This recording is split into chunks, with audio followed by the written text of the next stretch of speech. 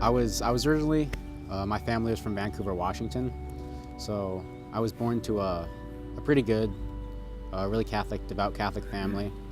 My dad always tried to teach me what he could about morality and being a good person. And I guess even from a young age, it was I thought religion, God, the spiritual life all made sense to me. And I remember the first time I really thought about the priesthood, or I guess the first really big influence. Uh, my dad would read as a bedtime story to my sister and me. He'd read from the 40 Dreams of St. John Bosco. And I remember even as a little boy wanting to imitate, this great Italian priest who did so much work for boys. And I was really impressed by his virtue and his holiness, in those stories. And also the mysticism with it too. I thought it was really great for my sense of awe as a kid, and I really loved that. In third grade, my parents moved to Dickinson purely just to find a better place to raise my sister and me. They had some friends from our parish in Washington who moved there, and I said it was a great area. Really Catholic was a big thing for them. They loved that. And so I'm really glad they did. Through my high school years, I knew that Catholicism was true and that was the way to go.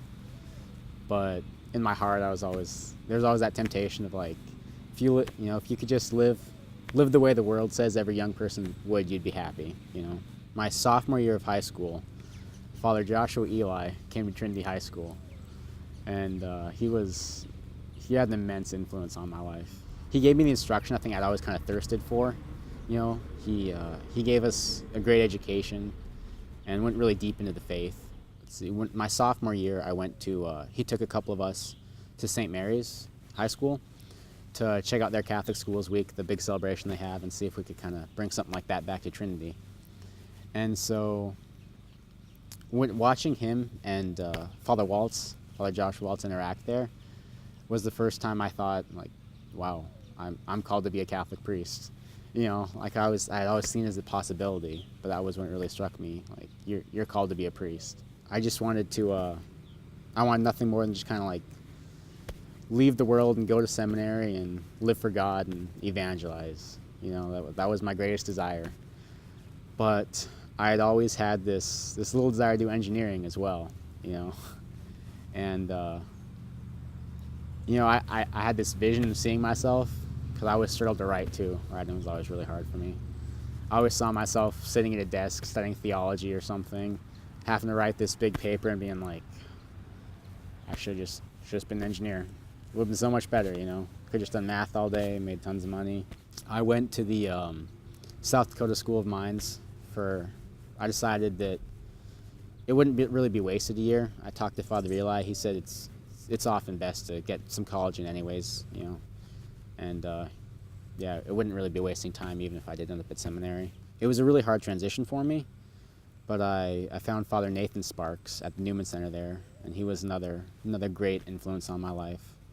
Extremely intelligent, and he also taught me a lot about the spiritual life as well. Next semester came, and I still just want nothing more than to go to seminary. I didn't want to go back there, but I felt like I hadn't had enough of an experience with engineering, so I went back for one more semester. And then I came home to work over the summer. I still didn't feel like it was the time, like I hadn't had enough experience with engineering. I was kind of confused at that point because I didn't really know what God was waiting for. I'm like, I'm ready, I want to go. My sophomore year, I was praying the breviary, still really active in all the Newman Center activities, but I was stressed out all the time, didn't have any peace about it, no joy. I was going to engineering and so anxious that, I don't know, I wouldn't be able to do it, and I'd have nothing to do in my life, and just all these worries kind of attacked me.